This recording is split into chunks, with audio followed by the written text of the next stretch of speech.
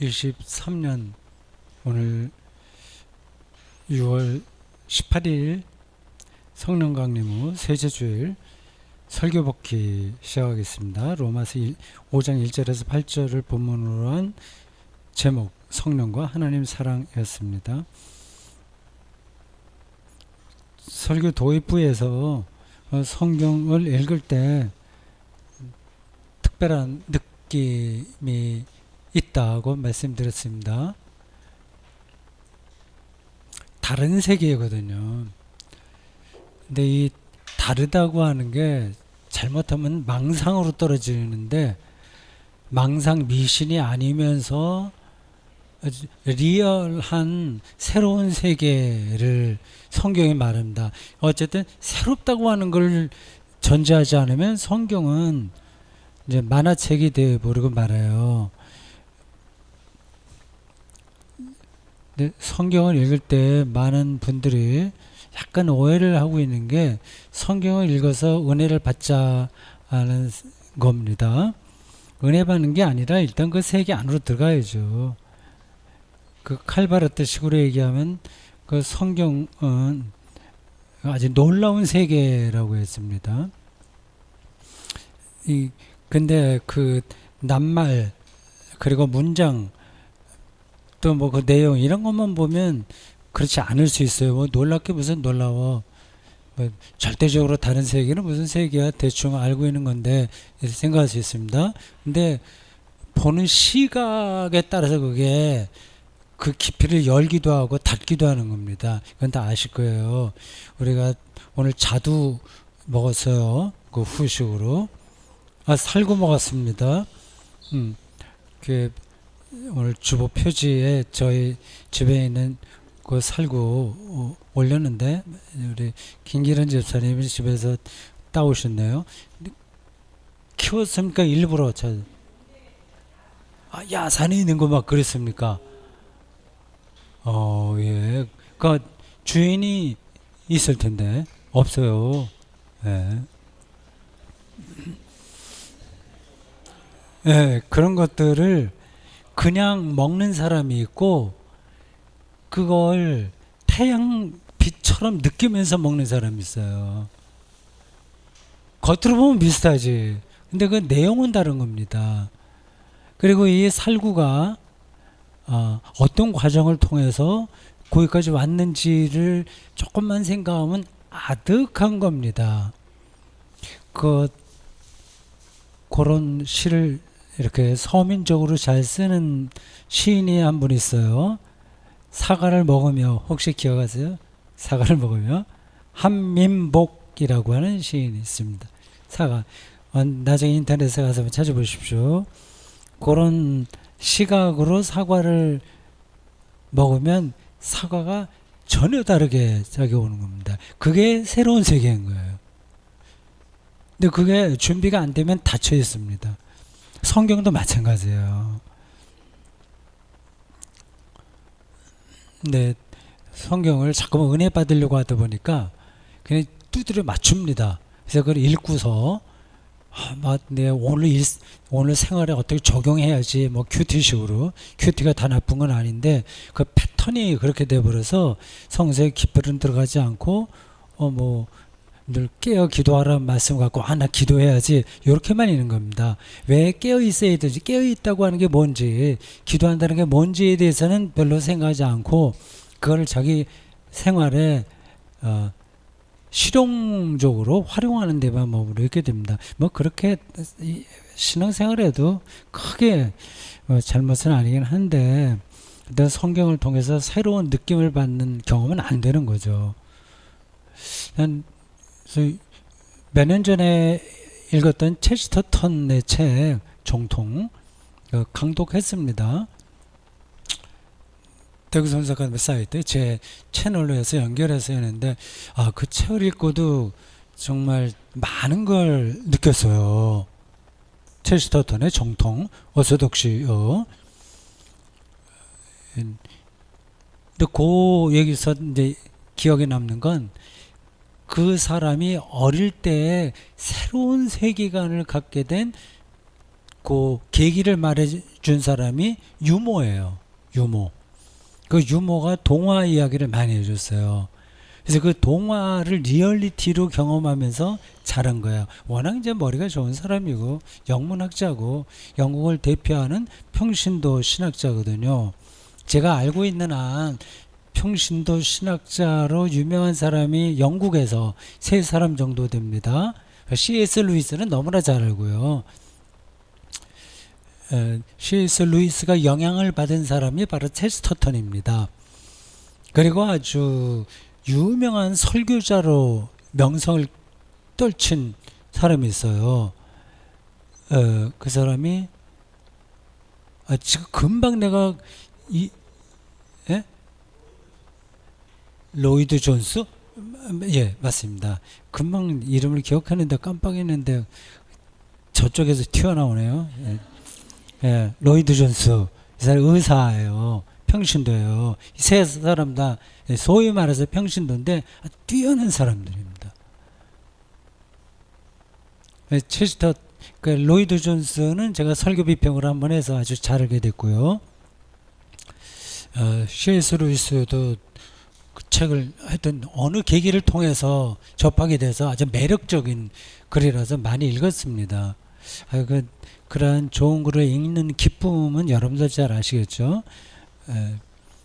근데 이 체스터턴은 좀 제가 별로 몰랐었는데 몇 년 전에 어떤 계기가 돼서 어소독시라고 하는 딱딱한 제목이잖아요. 정통.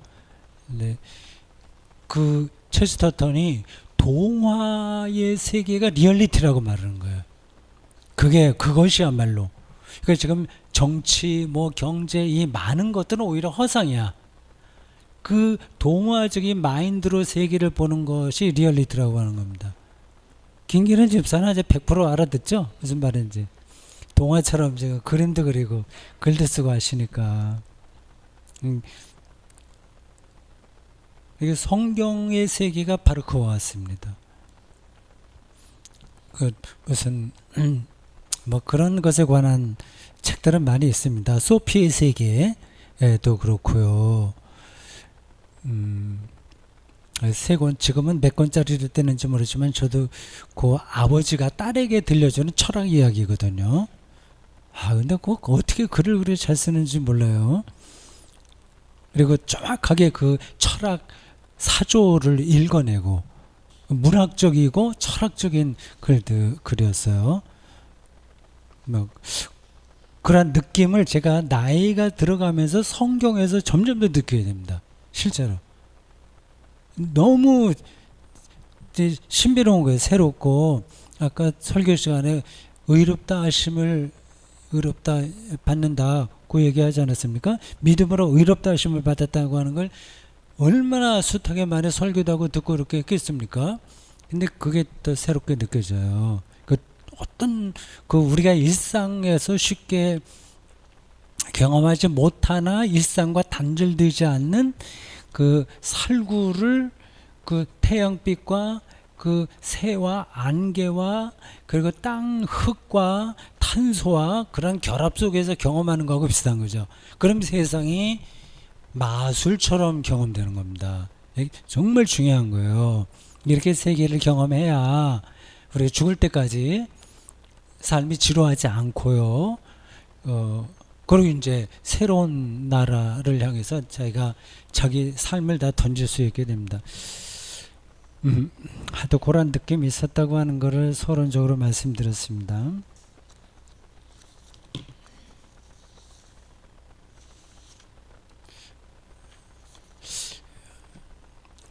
대통령이 검찰총장 출신이라서 그런지 점점 법 과잉 세상이 되어간다 그런 멘트를 붙였습니다. 이거 빼도 되는데 왜 설교 시간에 이런 얘기를 하는지 모르겠어요.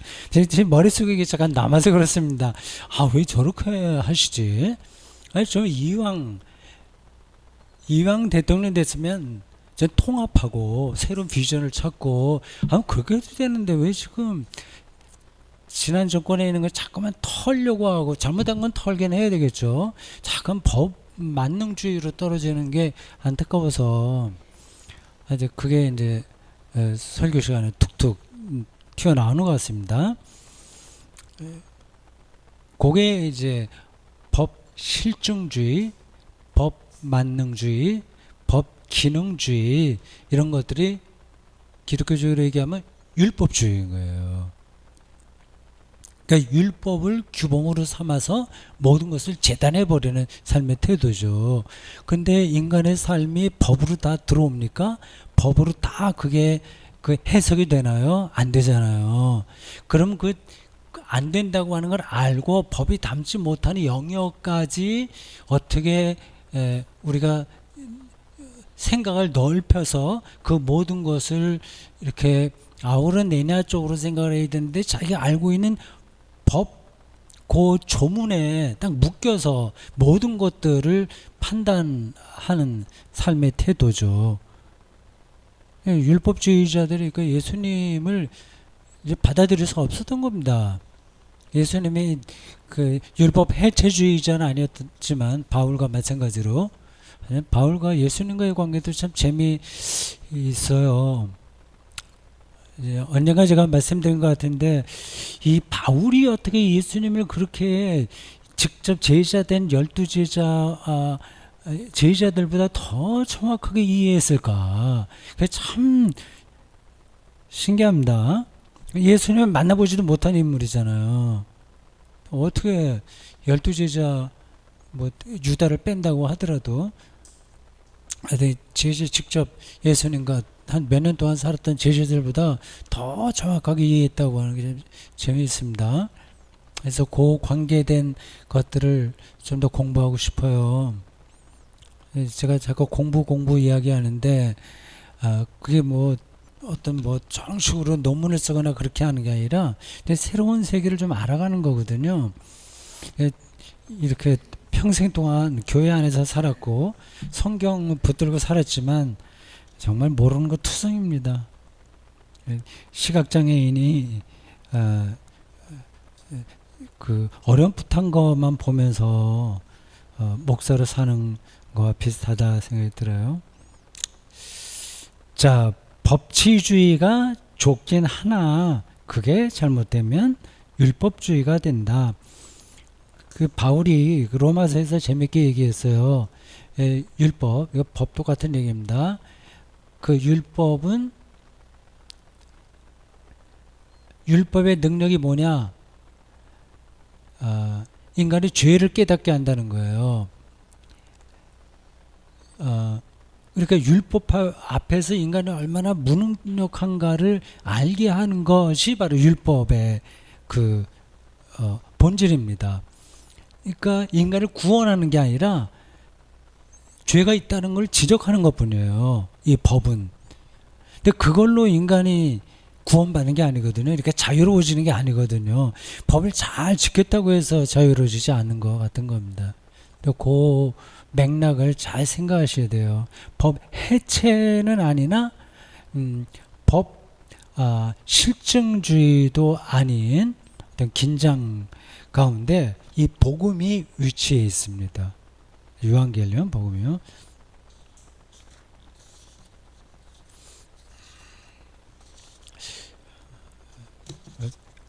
오늘 주제가 하나님의 사랑이었습니다. 사랑과 성령의 관계였습니다.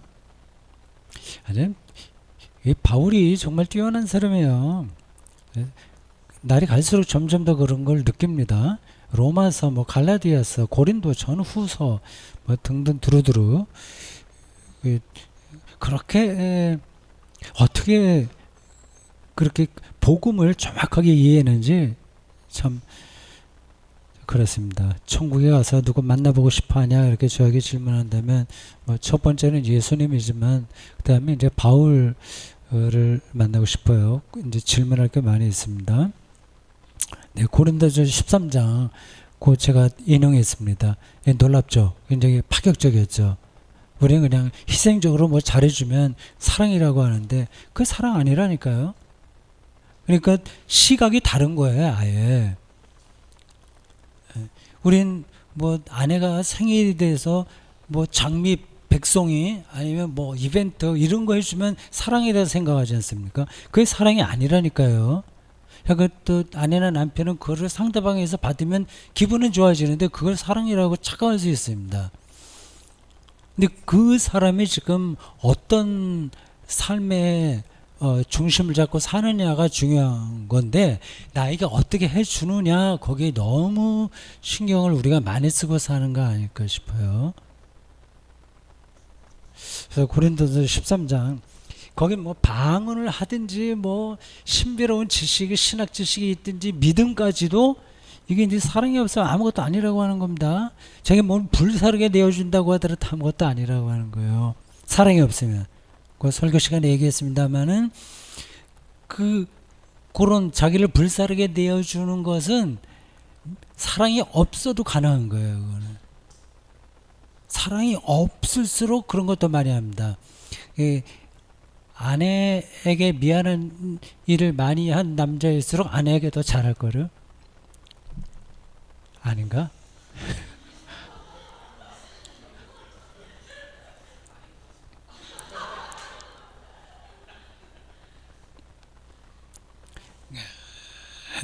C.S. 루이스가 그 문제도 잘 이야기하고 있습니다.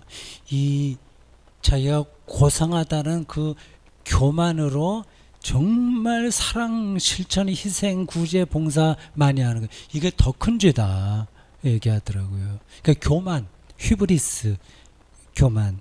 그러니까 교만한 마음으로 희생할 수 있는 거예요.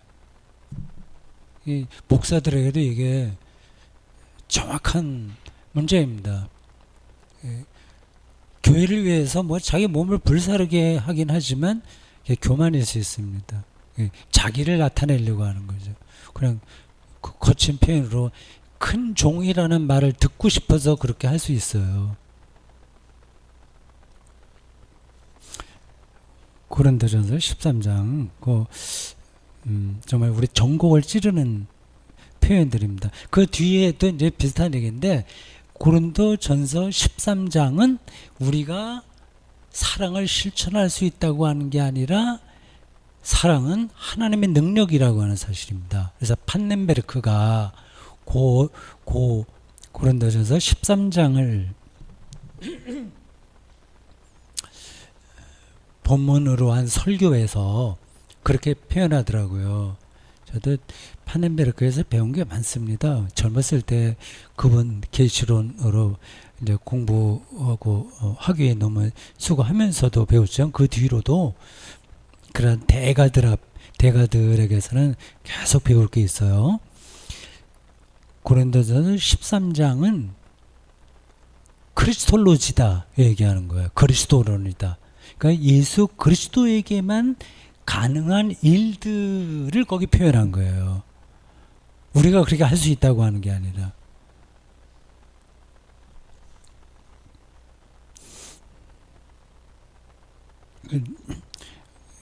사랑 허무주의에 떨어져도 된다는 얘기는 아닙니다. 결국 뭐 우리가 사랑할 수 없으니까 어쩔 수 없어가 아니라 우리는 그 하나님의 사랑에 기대서 사랑해야죠. 또 그 장미꽃 백송이도 사야 되고 뭐 좋은 레스토랑 초청해서 뭐 하기도 하고 다 해야 되죠. 우리가 구제도 하고 우리 교회도 조금 더 내년도에는 그런 쪽으로 해야 되지 않겠습니까? 뭐 여러 군데를 할 수 없으니까 재정적인 게 어느 정도 확보가 된다면 이 대구 지역에 장애인 단체 근데 찾아서 조금 더 돕긴 해야 되겠어요. 기왕 말이 나와서 저는 개인적으로 70살 이후에는 남북 통일 문제에 조금 더 적극적으로 활동해 볼까 생각을 했는데 아직은 그렇게 하지 못하고 있습니다. 미군 철수를 주장하는 그 단체가 있어요. 제가 오래전서부터 제가 회비 내면서 근데 회비 회원이죠. 거기 활동들을 많이 하는데 시간상 이렇게 저렇게 가지 못해요. 전국적인 조직입니다. 이 남북 통일 문제가 우리 미래에 가장 중요한 거라서 거기에 좀 이렇게 제가만 나서서 할 수 있는 건 아니고 그런 모임이 있을 때도 찾아가고 조금이라도 더 여태까지는 회비 회원으로만 있었지만 실제 활동도 좀 해보고 싶다고 생각을 했습니다. 근데 남북 통일 문제에서 가장 걸림돌이 미군일 겁니다. 그 생각이 달라도 이해해 주세요. 근데 이거는 그 정치 역학 이거 내가 다 모르는데 일단 그건 부끄러운 일이야. 예, 독립 외교 우리나라 남한이 그 정도 수준이 되는데도 여전히 외국 부대가 몇 년 동안 우리 남한에 있는 거예요. 이건 정말 부끄러운 일이지. 그리고 우리가 약한 나라라면 모르지만 북한보다 훨씬 강한 나라 아닙니까? 여러 가지로. 근데 미군이 있는 거를 당연하게 생각한다는 게 정상적인 생각인가? 나는 그게 이해가 안 돼요. 뭐 이건 뭐 미국에서는 전략상 뭐 이거 다 아는 이야기겠지만 일본 남한을 거기다가 그 남한과 일본에 미군이 주둔함으로써 뭐 중국이나 뭐 러시아 이쪽 주로 이제 중국을 막으려고 하는 거겠죠. 거기에 우리가 6.25 때는 이제 우리가 약하니까 어쩔 수 없었지만 이제는 어른이 됐으니까 그거 극복해야 되는데 그걸 여전히 못 하고 있네요. 근데 현재 정권은 점점 더 그쪽으로 더 나가고 있고요. 말이 옆으로 가서 미안합니다. 그 남북 통일 문제에 조금 더 적극적으로 활동을 하고 싶었는데 그렇게 못하고 있습니다. 뭐 언젠가 기회가 되겠죠. 우리 다비아 센터 교회를 또 새로 시작하고 두루두루 여러 가지로 좀 일들이 엮여져서 그렇습니다. 요 구제나 뭐나 이런 것들도 사랑이 없으면 그러니까 하나님과 결속이 되지 않으면 아무것도 아니다. 이렇게 바울이 아주 단호하게 이야기하고 있습니다. 그러니까 그거는 사랑을 그리스도론으로 이해하는 겁니다. 칼 라너의 책에 대한 내용 잠깐 말씀드렸어요. 칼 라너. 우리 지난 목요일서부터 다시 강독을 올리고 있습니다. 65쪽에 사랑의 기도라는 항목이 시작합니다. 제 7강이에요. 6강까지 했고 65쪽부터 시작하는 사랑의 기도라는 항목을 7강으로 유튜브에서 올리고 있습니다. 요즘 집에서 이렇게 녹화를 하다 보니까 진도를 많이 못 나가요. 말이 좀 많아져서요.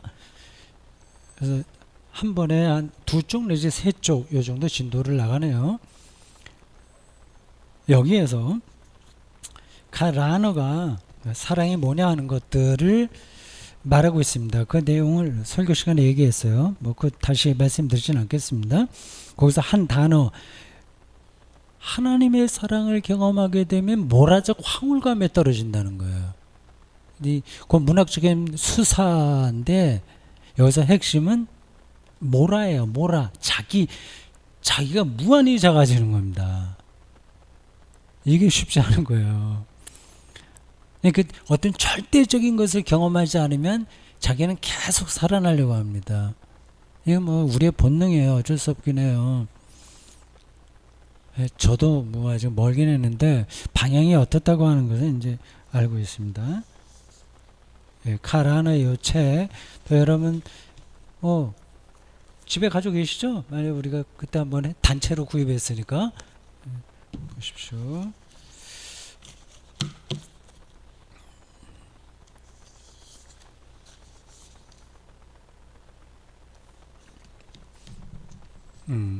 또 한 책을 하나 소개를 합니다. 요 책이에요. 나는 뇌가 아니다. 제목이 좀 이상하죠? 마르쿠스 가브리엘. 이걸 제가 어떻게 이 사람을 알게 됐는지는 모르겠어요. 어디서 잡지를 보다가 거기서 광고 게시된 걸 본 건지 아니면 다른 어떤 유튜브 인문학 강의를 듣다가 소개를 받은 건지 어떤지 정확한지 모르는데 몇 년 전에 소개를 받고 우연한 기회에 저런 책이라면 사야 되겠다 싶어서 이 사람이 쓴 연작이에요. 3권을 같이 샀습니다. 근데 이게 중간에 쓴 거예요. 2013년에 나오고 15년에 나오고 2018년 이렇게 2, 3년 텀을 두고 세 권을 내는데 이 세 권이 그 인문학, 철학 세계에서 아주 높이 평가받고 있습니다.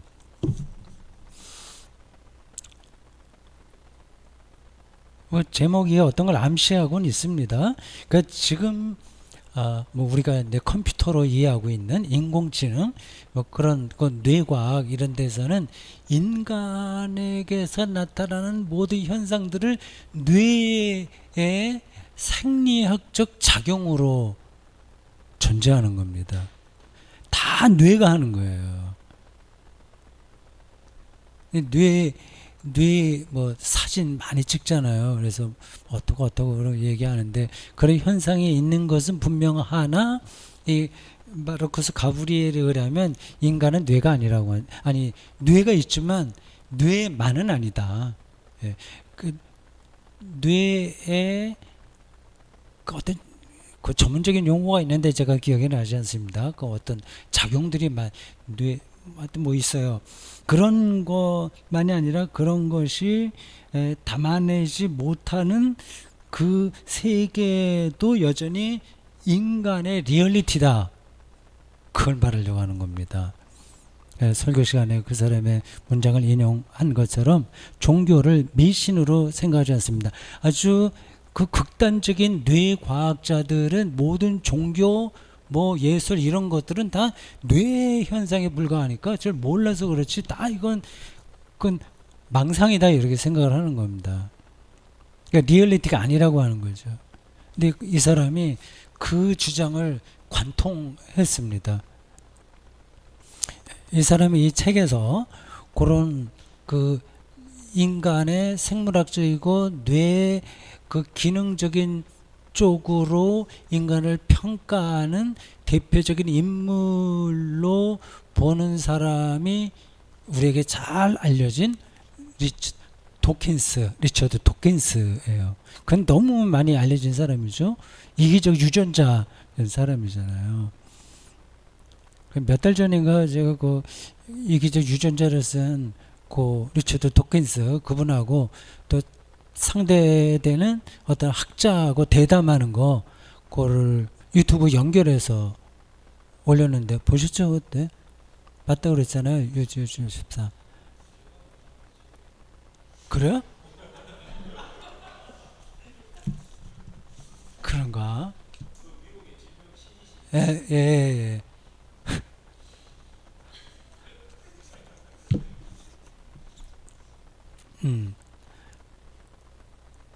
예, 그 대담에서도 리처드 도킨스가 좀 밀리더라고요. 예, 이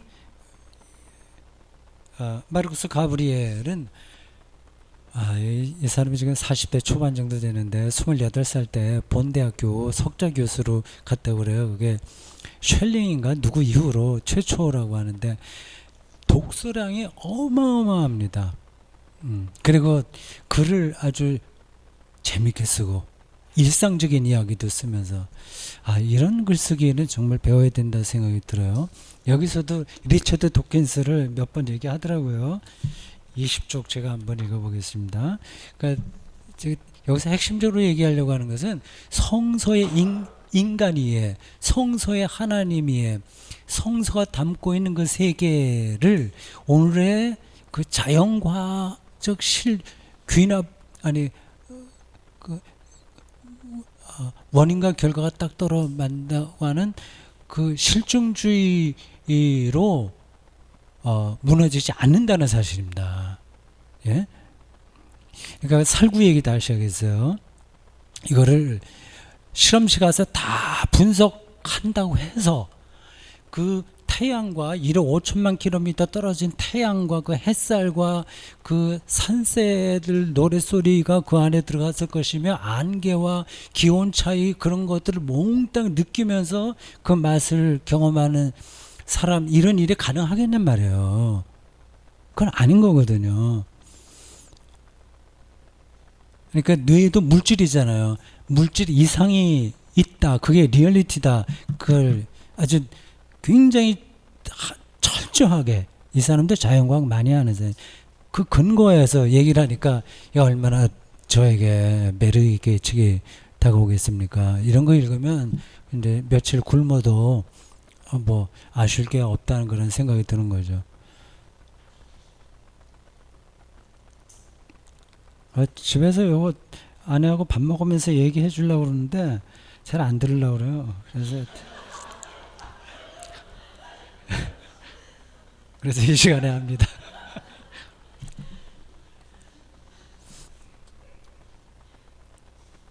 여기 20쪽에 잠깐 읽어볼게요.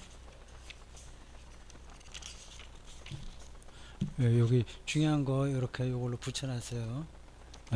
라벨이라고 하나 뭘로? 요새 역사적 신학적 지식이 부족한 일군의 종교 비판자들이 활동하고 있다. 신무신론, 뉴 아테이즘이라는 이름 아래 모인 그들 가운데 저명한 사상가들로 샘 해리스, 리처드 도킨스, 미셸 옹프레,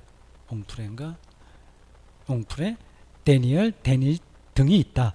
이들은 종교, 즉 이들의 미신이라고 여기는 그 종교와 과학, 즉 이들의 냉철하고 꿈이 없는 진실이라고 여기는 그 과학, 그들이 미신이라고 여기는 종교와 그리고 냉철하고 꾸밈이 없는 진리라고 여기는 과학 중에 하나를 선택해야 된다고 말한다. 우리가 속한 근대 민주주의 사회들이 근본적인 세계상, 패러다임이라고 해도 돼요. 세계상 갈등을 해결해야 한다는 생각을 나는 왜 세계가 존재하지 않는가 해서 충분히 논박했다. 이게 첫 번째 나온 책이에요. 어차피 정합적인 세계상은 종합하지 않는다는 것. 그러니까 모든 게 다 딱 들어맞는 세상은 없다고 하는 겁니다. 철학적으로도 옳고 자연과학적으로도 옳고 신학적으로도 옳고 그리고 우리의 일상에서도 옳고 딱 들어맞는 세상은 없다고 하는 거예요. 그건 열려 있다는 뜻입니다. 그 정합적인 세상은 세계상이죠. 세계상. 계속 세계상이에요. 그러니까 뉴턴의 세계상이 있고 하이젠베르크의 세계상이 있고 양자역학의 뭐 등등 그런 세계상이 있고 자연과학에도 그렇고 철학에서도 그렇고 그런 세계상이 있잖아요. 근데 정합적인 모든 것이 딱 들어맞는 세계상은 존재하지 않는다는 거. 그래서 이 사람이 그 책에서 세계는 존재하지 않는다고 하는 거. 그렇게 좀 역설적으로 표현했습니다. 과학이 계몽주의와 동일하지 않은 것과 마찬가지로 종교는 미신과 동일하지 않다는 것이 그 책에서 내가 펼친 주장이었다. 네, 이 책 앞부분에서 그 얘기를 하고 쭉 이어갑니다. 네, 마르쿠스 가브리엘 이 책 제가 나중에 여름에 한 주간 동안 제가 휴가를 받으면 주일 한번 빠지고 휴가만 받으면 이 책 3권 다시 한번 어디 들어가서 읽든지 한번 해볼 생각입니다. 이러한 무게 있는 책들은 한 번 읽어서 다 소화가 안 돼요.